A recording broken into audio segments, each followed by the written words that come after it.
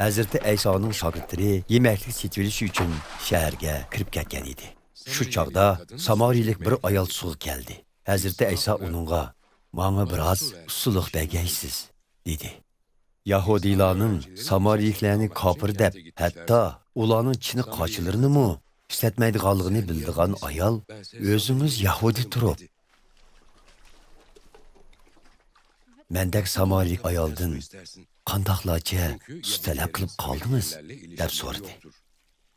Hazreti Aysa bundoq javob berdi: "Agar siz Xudoning sovg'utining nimaligi va sizdan usluq so'rgan kishining kim ekanligini bilsangiz edi, undaqda siz uningdan shuni tilatdingiz-da, u mu sizga hayotlik suyini beradi." Ayol: "Taqsir, quduq cho'nqur, uning ustiga sutatadigan asboblar yo'q tursa, hayotlik suyini nerdan topalaysiz? Bu quduqni ajdodimiz yoqib qo'ligan. Uningdan o'zi, o'g'illari va mol varonlari mu suv ichgan. Acaba siz bu sizdanmi yaxshi suv beraman deb o'zingizni ajdodimiz yoqibdan ulug' demoqchimi?" deb so'radi. Hazrati Aysa mundaq deb javob berdi: "Bu suvni ichganlar yana usaydi.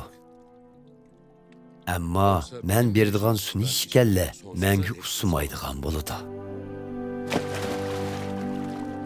Men beradigan suv ichgan kishilarning qalbida etilib chiqadigan bir buloqqa aylanib, ularga mangulik hayotlik beradi. Taqsir, menga bu suvdan bergaysiz.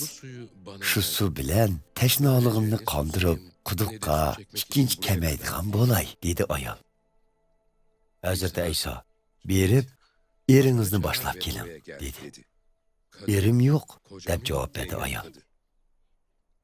"Erim yo'q deb rostini aytdingiz.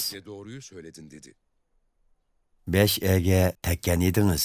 Hozir siz bilan birga yashayotgan odam eringiz bo'lmaydi. Buni to'g'ri aytdingiz", dedi Hazrati Aysa. "Taqsir, endi tushundim. Siz aslida payg'ambar ekansiz. Shunga aytib bersangiz, ajdodlarimiz bu tog'da ibodat qilib kelgan. Lekin sizlar Yahudiylar nima uchun ibodatni Yerusalimda qilish kerak deb chim tursizlar?" dedi ayol.